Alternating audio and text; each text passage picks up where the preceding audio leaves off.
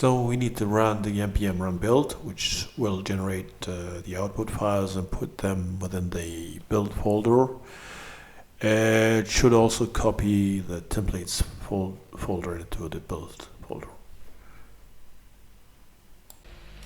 So now that we have the dependency installed within our Kody and we have built what our Kody, we're going to try to use it within the project itself. So I'm going to install it as a dependency, as a file dependency. So I'm going to use it this way. So this should add me the dependency as a file type dependency within my package JSON.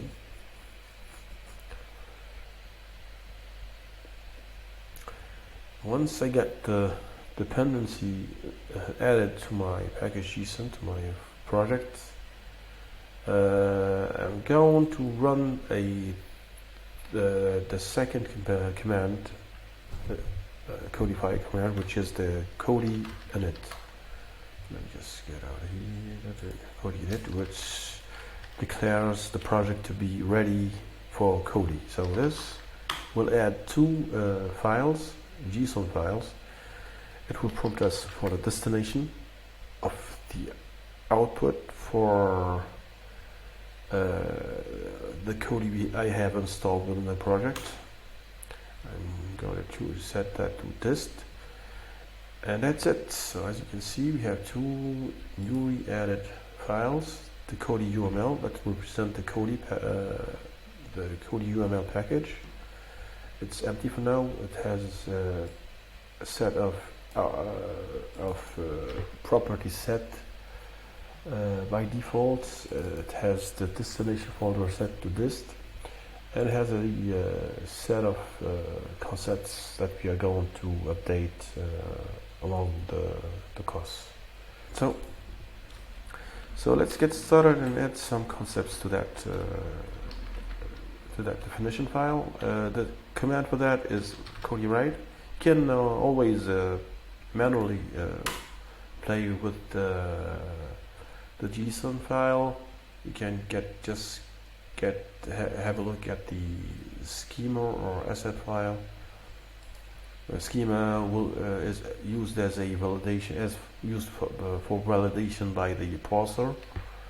So as you can see, we have the concept, which is a type of object, and it contains three properties: the name, templates, and output directory. So we can do that directly, manually. Here, I can do that using the Kody write. The Kody write will look up what packages Kody you have installed, will prompt you to select one. We have only one, so that's why we have the UML selected. It also will prompt me for the available concepts, so we'll choose the one, because we have only one concept declared within the schema. Will ask me to populate all the three fields that we have just seen in the schema, which is the name, template, and output directory. The name will be the file name, so we'll name that index. I'll leave that for the default, and in the output directory I'll leave that empty also. So this will give us the possibility to have a different set of files saved into different locations. So with that, that command will add us the concept object within our Kody UML definition file. So what I'm going to do, I'm going to try to execute that Kody, that definition file to generate me the output, which should be output to a folder called dist.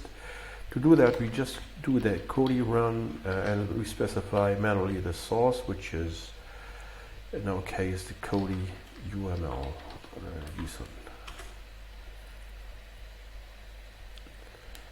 So this have created for us a folder called dist, which contains all what we have declared within the concepts. This is a basic index file.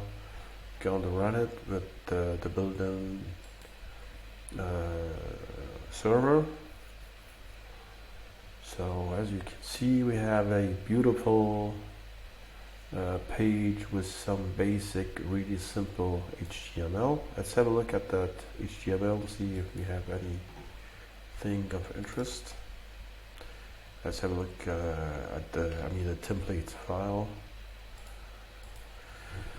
So the template file holds some variables, but we didn't provide these variables within the Kody UML.